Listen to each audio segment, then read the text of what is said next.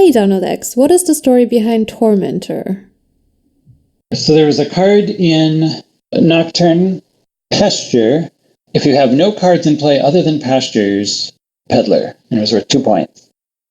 And so you could buy a bunch of Pastures, and they would all be Peddlers if you played them at the start of your turn. And then if you drew it later in your turn, it was just points. But of course, that's points, and sometimes you want that.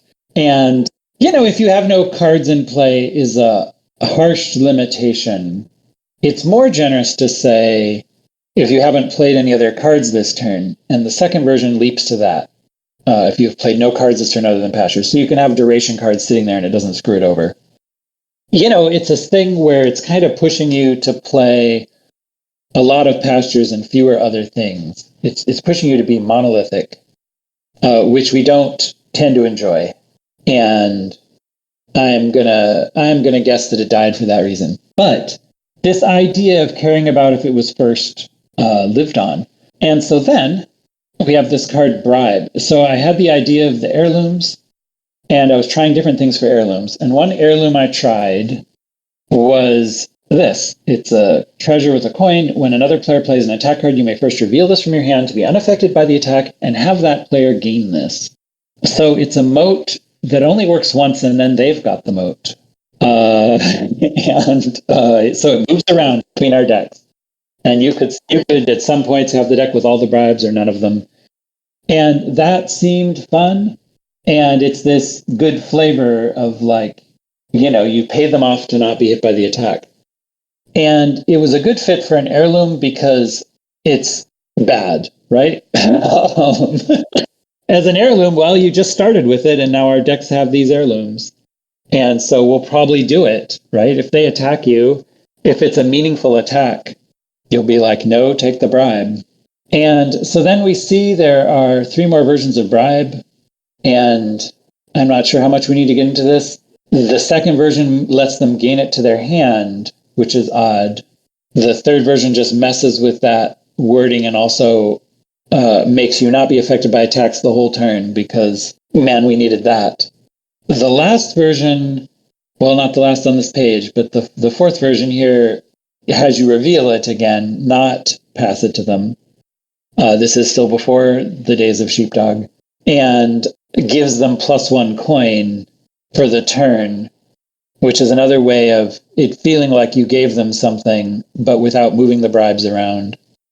And so what were all these bribes on? And initially, I didn't have a pick for what card bribe would be on. That wasn't important, right? There had to be in the end a card that went with bribe, but I could test the concept and just be like, well, one of these cards had it, right? It's an heirloom. We'll just start with it in our decks and figure that part out later. And so when I had a card that I pinned bribe to, it was this card Assessor, and it's not so relevant, but let's see what it is. It's 3 coins. Each player reveals the top card of their deck. Each player whose card costs more than yours discards it and gains a curse. So a witch that has this chariot race wrinkle to it, and then it has the setup. Each player starts with a bribe in place of a copper, because I had not yet hit on the yellow bar that out the heirlooms. So this was some random attack that I think I tried multiple versions of, and it's where bribe started. And bribe is almost, completely tangential to our story. But I told the whole story because this first card called Tormentor has bribe on it. So this is the Knight card. Gain a card costing up to 4 onto your deck. Each other player discards the top card of their deck. If you have exactly 1 copy of it in play, they gain a curse. This is just a very arbitrary, weird attack.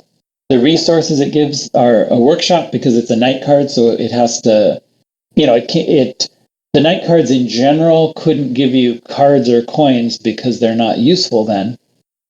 There actually was a Knight card that was a lab. There was a way to just draw Knight cards for a while that we got some fun out of, but always had issues. But anyway, so it does a Knight card thing. It gains a 4, and then it has this funky conditional witch. And at this point, it was, a card to call Tormentor and a card to put bribe on. And it doesn't really relate to the rest of our story, but that is the first Tormentor. And so the second Tormentor is +2 coins each other player receives the next hex. So this is now trying to just be a counterpart to Bard. Very simple. we've got 2 coins, get a boon. Here's 2 points, give out a hex. The very next version, I was like, oh yeah, let's put bribe on this. This actually now resembles Tormentor and has bribe, so there was totally a point to telling you all about bribe in there. And in fact, there's a new version of bribe for it. When another player plays an attack or reveals a hex, you may pass this from your hand to theirs, to be unaffected by attacks and hexes this turn. So this was trying to get back in the bribes floating around, which I guess we must have missed. And there's still one more version of Tormentor that has the bribe. Plus 2 coins, discard the top hex. Each other player may pass you a bribe from their hand. If they don't, they receive the hex. And I'm not sure why, like, bribe mentions hex and Tormentor mentions bribe. And that must have been to try to simplify how this all worked. You didn't want to have to reveal the bribe when they were going to hex you. You wanted to see what the hex was first to decide if it was worth passing them the bribe or not. So it lets you do that. Anyway, I gave up on bribe. And the next Tormentor says 2 coins a buy, each of the player receives the next hex. But that still wanted more of a wrinkle, so it says while this is in play, when another player gains a card, they put it on their deck. Boy, this is a thing I've tried a couple times. There are a few ways you can mess with other attacks to try to ramp up other attacks. So it all goes back to Spy. So Spy is a combo with Knights because you leave a good card on their deck and then hit it, right? And with the Knight family of attacks. And so I was always looking to see, is there a trick I can do to spice up attacks like that? And there's 2 obvious things you can do.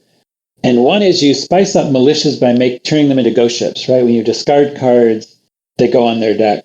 And the other is you spice up witches by turning them into sea hags, where the junk goes on their deck. These are both things that sounded cool at some point and got a couple tries and have not worked out. And we don't really enjoy Ghost Ship and Sea Hag as much as we do Militia and Witch. We don't enjoy Militia all that much. But so Tormentor here is trying to do that. So while it's in play, if the hex happened to give them a curse, they'll put that curse on their deck, right?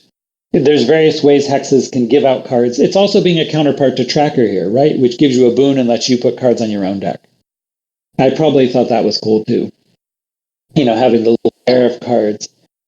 So I give up on that immediately. And the next one says, reveal then discard the top 2 hexes. Each other player receives one of them that they choose. So now it's the Torturer version of Tormentor, which is appropriate because the names are so similar. But they get their choice of 2 hexes. And that sounded really cool.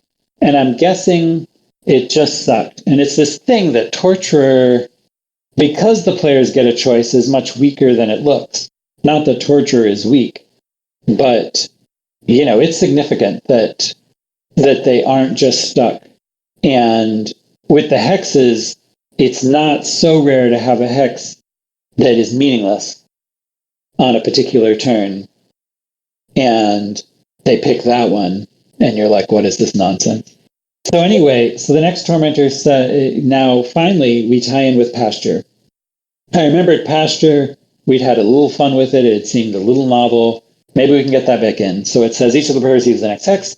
If this is the first card you played this turn, get an imp. And that's the duration-friendly version. And I decided it was so great to gain imps that I didn't end up being friendly to durations. And so it says if you have no other cards in play, gain an imp.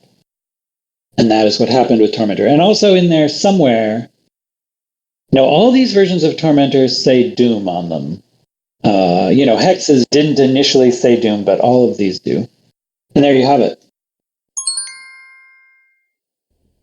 Hey Bards, what do you have for us today? Your deck is close to golden, frig, and yet I do not give a fig, and plan to play it bold and big, and as you zag, instead I'll zig, and profit from your clunky rig, and through your precious cards I'll dig, and swipe your silver, dance a jig, and from the victory cup I'll swig, and toast my saviour, noble Brigand. Thank you, saltroza, for taking on this gig and providing that slightly alarming tribute to noble Brigand.